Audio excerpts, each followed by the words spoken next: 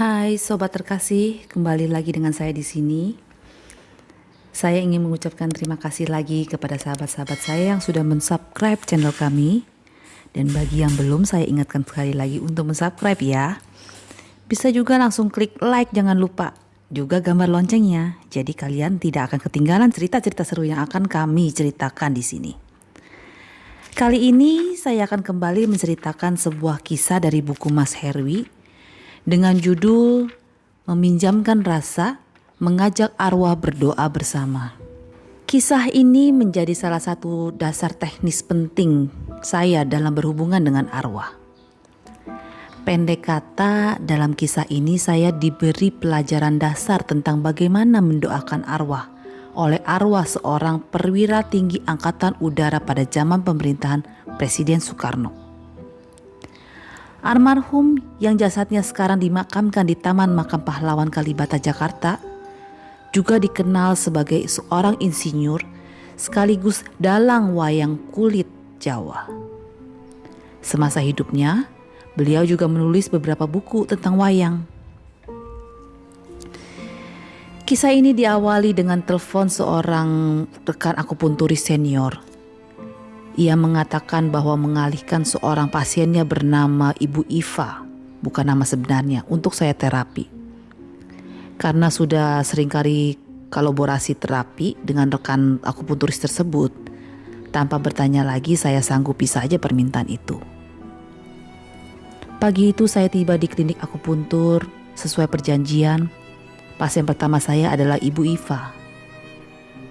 Hal rutin yang saya lakukan begitu tiba di klinik adalah memeriksa data terapi di kartu pasien hari itu. Ketika memeriksa data riwayat terapi Bu Iva yang berusia menjelang 50 tahun ini, saya mulai bingung dan membacanya berulang-ulang. Saya heran, dalam 5 kali terapi sebelumnya, Bu Iva setiap kali datang ke klinik mengeluhkan penyakit yang berbeda-beda. Akibatnya terapinya pun setiap kali berbeda-beda. Kalau ini akibat menopause, rekan akupuntur senior saya itu pasti sudah mengetahui dan menerapinya. Tapi hal ini tidak ada dalam catatan terapi. Jadi apa sebenarnya penyakitnya? Ketika rekan akupunturis senior yang mengalihkan terapi Bu Iva kepada saya tersebut datang ke klinik, saya langsung bertanya, "Pak, Bu Iva itu sebenarnya sakit apa sih?" Lalu dia menjawab, "Itulah makanya saya alihin ke kamu." Terus langsung saya bilang, wah bakal repot nih. Ketika Bu Iva tiba di klinik, saya tetap tidak tahu terapi macam apa yang harus saya lakukan. Saya tunggu aja hari ini dia ngeluh sakit apa. Lalu saya terapi menurut keluhannya. Pikir saya gampang. Di awal pertemuan saya tidak bertanya tentang penyakitnya, tapi ngajak ngobrol bermacam-macam hal. Sampai akhirnya Bu Iva mengeluhkan kenapa sakitnya selalu berganti-ganti. Padahal dirinya sudah diterapi dengan berbagai macam cara. Mulai metode kedokteran medis barat sampai berbagai jenis metode pengobatan alternatif timur. Pengakuannya ini menambah bingung saya. Berdasarkan riwayat terapinya, kemudian saya menyarankan bahwa mungkin Bu Iva sebaiknya mengobati diri sendiri, seperti dengan latihan yoga, pernafasan, dan lain sebagainya. Jawaban yang sebenarnya adalah jawaban halus saya untuk menolak menerapinya. Malah berbalik. Jawaban saya ini ternyata malah mendukung pemikiran dan perasaannya. Dia mengaku kalau saat itu sedang apa dia? Sedang memilih antara latihan hipnotis, yoga, atau yang lainnya. Bahkan Bu Iva sendiri sadar kalau suatu saat nanti ia bisa jadi terapis. Kemudian Bu Iva mengajak diskusi mengenai beberapa macam pengobatan medis timur, seperti prana, reiki, yoga, dan lain sebagainya. Setelah itu pembicaraan kami jadi sedikit lebih terbuka. Banyak hal yang ia ungkapkan mengenai pengalaman spiritualnya yang unik. Sampai akhirnya Bu Iva menceritakan bahwa ia merasa dalam dirinya bersemayam jiwa sosok yang lain. Mungkin kalau dalam bahasa psikologi populernya itu disebut kepribadian ganda. Bu Iva menyebut sosok lain dalam dirinya tersebut dengan nama Ratih. Kebenaran tentang keberadaan sosok Ratih ini juga pernah ia buktikan melalui ritual hipnotis dan diperkuat oleh pernyataan beberapa orang. Menurut Bu Iva, keberadaan sosok Ratih dalam dirinya inilah yang akhir-akhir ini sering menyebabkan perubahan emosi dan penyakit yang dirasakan. Ia juga bercerita kalau dirinya pernah beberapa kali melakukan ritual. Salah satunya dengan metode hipnotis untuk mengeluarkan sosok Ratih dari dalam tubuhnya. Tetapi usahanya malah tidak berhasil. Malahan menimbulkan kemarahan Ratih. Berbagai rasa sakit yang sering dia derita akhir-akhir ini ia curigai akibat kemarahan Ratih yang mencoba memberinya pelajaran. Wah, ini dia sebabnya. Pantesan jarum akupuntur gak manjur, pikir saya.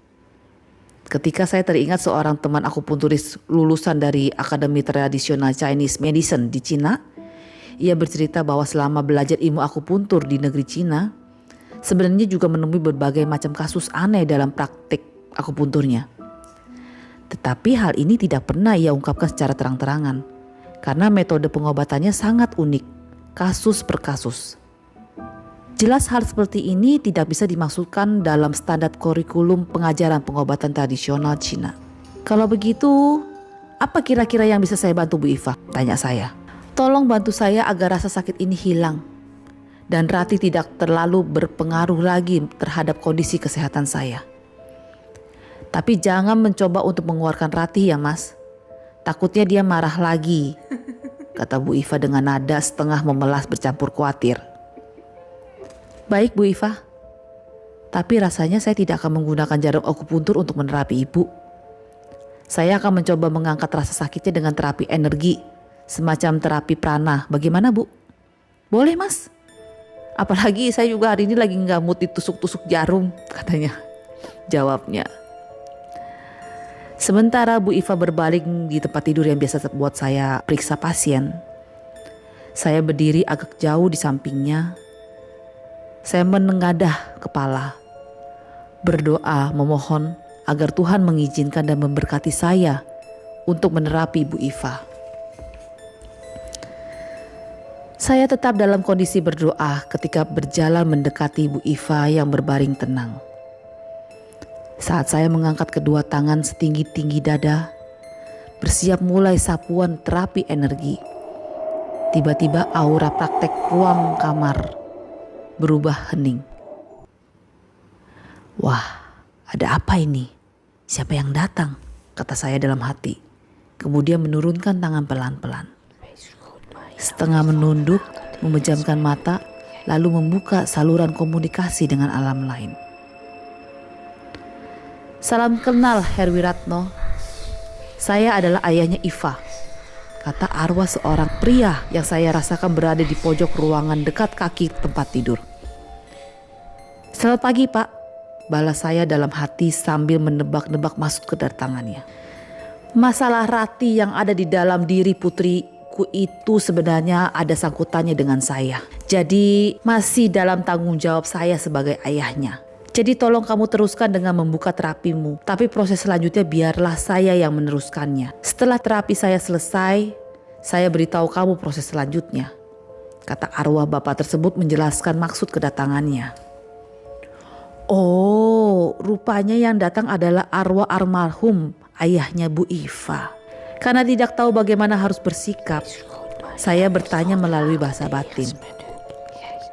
Apakah sekarang saya boleh memberitahukan Bu Iva tentang kehadiran Bapak? Jangan dulu, nanti saja setelah terapi. Baiklah kalau begitu Pak, saya minta izin untuk mulai menerapi, kata saya. Perlahan dan sepenuh hati saya lakukan sapuan energi ke seluruh tubuh Bu Iva. Terapi ini untuk membersihkan energi buruk dan melancarkan berbagai sumbatan aliran energi dalam tubuh. Tahapan selanjutnya adalah mengaktifkan beberapa cakra dan sekaligus membuang sampah pikiran dan batin.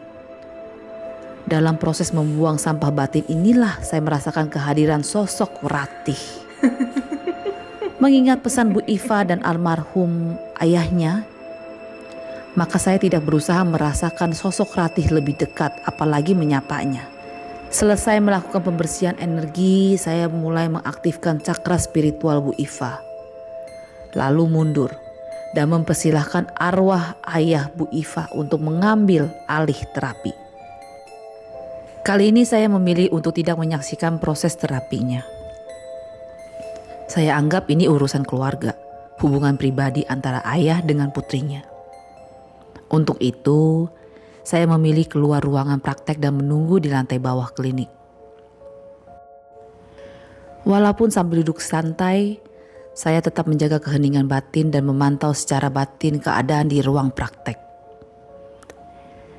Kira-kira 10 menit kemudian saya merasa dipanggil kembali ke ruang praktek.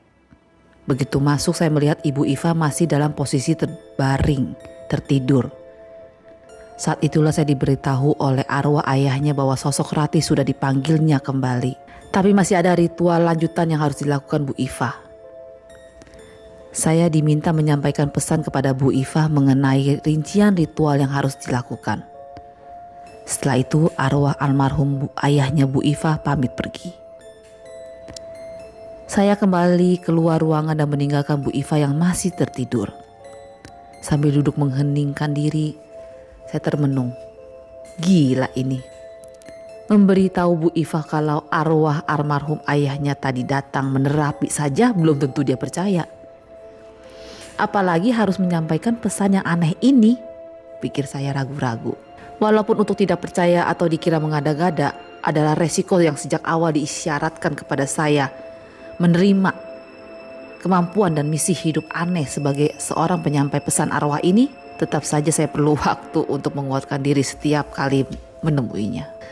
Setelah menunggu di lantai bawah kira-kira 15 menit, saya kembali naik ke ruangan praktek untuk menemui Bu Iva. Loh, kok mas saya ditinggal? Tanya Bu Iva sambil duduk di pinggiran tempat tidur. Maaf, habisnya Bu Iva tertidur pulas, alasan saya menutupi kebingungan. Bagaimana rasanya tadi? Maaf ya, entah kenapa tadi saya ketiduran. Padahal pagi tadi bangunnya agak siangan. Memang belakangan ini saya sering kecapean. Bagaimana mas? Tanyanya ketika melihat saya diam aja. Begini Bu Iva, rasanya saya harus membuka rahasia pribadi dahulu ya. Itulah kalimat pembuka untuk selanjutnya menerangkan bahwa saya dianugerahi Tuhan dengan kemampuan aneh yang bisa berkomunikasi dengan para arwah. Tapi anehnya reaksi Bu Iva biasa-biasa aja. Bahkan kemudian dia berkata kalau dirinya telah terbiasa dengan orang-orang aneh seperti saya. Kondisi ini membuat saya lebih tenang dan terbuka untuk menceritakan kepada Bu Iva apa yang terjadi pada proses terapi tadi. Yaitu bagaimana arwah almarhum ayahnya datang. Entah terapi apa aja yang telah dilakukan oleh arwah almarhum ayahnya kepada Bu Iva. Tapi salah satunya berhubungan dengan masalah sosok Ratih dalam dirinya. Sampai di sini reaksi Bu Iva masih biasa-biasa aja. Dia hanya menarik nafas dalam ketika saya menyinggung masalah soal Ratih. Mungkin dia khawatir kalau timbul lagi masalah seperti sebelumnya. Setelah itu gantian saya menarik nafas panjang dan mempersiapkan mental menyampaikan pesan aneh almarhum ayahnya. Bu Iva, mungkin ini akan kedengaran aneh. Tapi harus saya sampaikan pesan almarhum arwah ayahnya Bu Iva. Masalah benar atau tidak atau mau dilaksanakan atau enggak, itu nantinya kita bicarakan lagi. Pokoknya saya sampaikan dulu pesannya. Oke, kata Bu Iva. Dalam terapi tadi, arwah almarhum Bapak telah mengambil sosok Ratih dari dalam badan Bu Iva. Tetapi untuk kelanjutannya, almarhum ayah meminta Bu Iva untuk melakukan ritual seperti layaknya sembahyang peringatan orang meninggal. Jadi setelah ini, mohon Bu Iva pergi ke makam ayah untuk berziarah dan berdoa pada peringatan hari ketiga, 7, 40, dan 100. Selain mendoakan almarhum ayah, mohon Bu Iva juga mendoakan Ratih. Saya menghela nafas sebentar, sekaligus memberi jeda waktu Bu Iva mencerna bagian pesan di atas. Lalu saya meneruskan, Arwah almarhum Bapak mengatakan kalau selama 100 hari ke depan, beliau selain membersihkan masalah Bu Iva, juga akan membantu membersihkan masalah keluarga besar. Dimulai dari masalah istrinya, mamanya Bu Iva. Dilanjutkan ke masalah anak-anaknya, Ibu Iva dan saudara-saudaranya. Jadi ritual ini sekaligus menjadi ritual pertanggungjawaban almarhum Bapak untuk membantu menyelesaikan masalah-masalah keluarganya. Saya kembali berhenti sejenak sambil sedikit heran melihat reaksi Bu Iva. Kemudian saya melanjutkan, menurut almarhum arwah ayah Ibu Iva tidak perlu setiap minggu datang terapi kepada saya. Cukup pada hari ketiga, 7, 4, 100 tersebut. Selama melaksanakan pesan tersebut, kalau Bu Iva tetap ingin datang terapi dengan saya, silakan aja. Asalkan jangan terlalu sering. Saya rasa 2 minggu sekali sudah cukup. Lega rasanya batin saya begitu selesai menyampaikan pesan aneh tersebut. Sekarang tinggal rasa deg-degannya menunggu reaksi Bu Iva.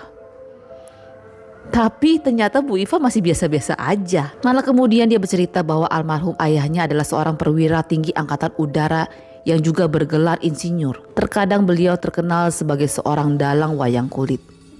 Sampai-sampai dalam rangka menjamu tamu-tamu negara di Istana Bogor, almarhum pernah dimintai oleh Presiden Soekarno untuk mendalang menggunakan wayang Kiai Kadung, wayang pusaka Keraton Solo yang berukuran besar. Entah ada hubungannya atau tidak, kata Bu Iva, sejak itulah ayahnya mulai sakit-sakitan. Tapi bagusnya ayahnya jadi banyak waktu untuk menulis buku tentang wayang. Bagi Bu Iva, sekarang buku-buku tersebut menjadi peninggalan yang paling berkesan dari ayahnya. Nantinya Bu Iva memberi saya tahu sebuah buku karangan almarhum ayahnya mengenai tokoh-tokoh wanita dalam pewayangan. Setelah bercerita panjang lebar mengenai almarhum ayahnya, Bu Iva menyanggupi akan melaksanakan pesan tersebut. Betapa leganya hati saya mendengar ucapan kesanggupan itu. Walaupun begitu, diam-diam saya masih penasaran akan pengaruh dari ritual ini. Suatu siang Bu Iva pulang dari makam ayahnya dan langsung mampir ke klinik menemui saya. Saya lupa persisnya kapan peristiwa itu terjadi, tapi rasanya pada ritual makam hari ke-7 deh. Pada saat pertemuan inilah almarhum ayahnya kembali datang dan menyampaikan pesannya melalui saya. Dalam pesannya itu, arwah almarhum meminta kepada Bu Iva supaya ketika sholat subuh atau sholat tahajud malam untuk tidak hanya mendoakan almarhum ayahnya, tapi juga mengajak almarhum untuk sholat dan berdoa bersama. Menumpang rasa putrinya saat berdoa, maka arwah almarhum ayahnya tidak hanya bisa berdoa untuk dirinya sendiri, tapi juga bisa mendoakan orang-orang lain, khususnya keluarga. Pesan ini bukanlah pesan biasa yang harus saya sampaikan, tetapi bagi saya ini merupakan sebuah ilmu baru. Secara tidak langsung almarhum mengajari saya bagaimana sebaiknya mendoakan arwah. Yaitu tidak hanya mendoakannya, tetapi juga mengajak arwahnya tersebut untuk ikut berdoa bersama. Untuk itu saya sangat berterima kasih. Sejak saat itu Bu Iva melaksanakan pesan itu dengan selalu mengajak arwah almarhum ayahnya untuk berdoa bersama. Dia juga terus melaksanakan pesan untuk datang ke makam ayahnya pada hari ketiga, 7, 40, dan 100. Hasilnya menurut laporan Bu Iva, berbagai masalah keluarga mereka perlahan-lahan mulai terselesaikan. Sesuai pesan arwah almarhum ayahnya, saya terus menemani Bu Iva selama 100 hari. Meskipun Bu Iva masih menderita sakit, tapi paling tidak sakitnya tidak setiap kali berubah-berubah. Sehingga metode terapi yang saya lakukan pun jelas. Hasilnya kesehatan Bu Iva semakin membaik. Setelah 100 hari terpenuhi, saya meminta Bu Iva untuk mulai melakukan metode terapinya sendiri. Entah dengan yoga, prana, meditasi, atau apapun. Ia harus terlebih dahulu mencoba berbagai macam cara terapi, barulah kemudian memilih cara mana yang cocok untuk dirinya. Tapi diam-diam saya yakin bahwa dalam proses ini Bu Iva masih dalam bimbingan arwah almarhum ayahnya. Selamat berjuang bersama dengan ayahanda tercinta Bu Iva. Semoga Tuhan memberkati niat baik dan ketulusan hati Anda sekeluarga. Terima kasih atas bimbingannya almarhum Mark Sekal Perwira. Semoga Anda segera dapat melanjutkan perjalanan jiwanya menghadap Sang Dalang Utama Jagat Raya. Catatan penyampai arwah kali ini adalah tentang metode meminjam rasa untuk arwah berdoa. Dalam kisah sebelumnya yang berjudul Nyai Berkebaya Hitam dan Kakek Penjaga Api, diceritakan bahwa arwah Nyai Berkebaya Hitam tersebut mengatakan bahwa bukannya ia tidak mampu mengucapkan doa, tapi ia sudah tidak bisa lagi untuk berdoa karena sudah kehilangan rasa berhubungan dengan Tuhan. Makanya ketika saat itu arwah Nyai Berkebaya Hitam tersebut meminta saya untuk mendoakannya. Dari pengetahuan ini kemudian saya selalu mendoakan arwah yang menjadi salah satu tujuan untuk mengantarkan melanjutkan perjalanan jiwanya menghadap Tuhan. Sebagai kelanjutannya dalam kisah Bu Iva ini, saya mendapatkan tambahan ilmu yang sangat berharga dari arwah almarhum ayahnya Bu Iva tentang bagaimana sebaiknya mendoakan arwah tersebut, yaitu tidak hanya mendoakan arwah tersebut, tapi juga meminjamkan rasa kita supaya arwah tersebut bisa berdoa sendiri. Hasilnya kami bisa berdoa bersama. Dengan diajarkannya metode baru yang saya sebut dengan meminjamkan rasa mengajak arwah berdoa bersama ini, bagi saya adalah peningkatan pengetahuan daripada sekedar mendoakan arwah. Seperti biasa, walaupun awalnya saya meragukan kebenaran ilmu ini, tetapi dari pengalaman-pengalaman berikutnya saya mendapat petunjuk yang sama dari beberapa arwah yang lain. Semakin lama saya semakin mantap mempraktekkan metode meminjamkan rasa mengajak arwah berdoa bersama ini. Hasilnya luar biasa. Arwah atau hantu sebandel apapun jarang sekali menolak kalau diajak berdoa bersama. Karena ternyata didoakan dan apalagi diajak doa bersama adalah yang mereka harapkan. Bagi mereka jiwa-jiwa yang tersesat atau terperangkap didoakan atau diajak berdoa bersama, berbagai macam itu adalah seperti tetesan air segar di padang gurun. Sekali lagi terima kasih akan tetesan ilmunya Pak Dalang Perwira.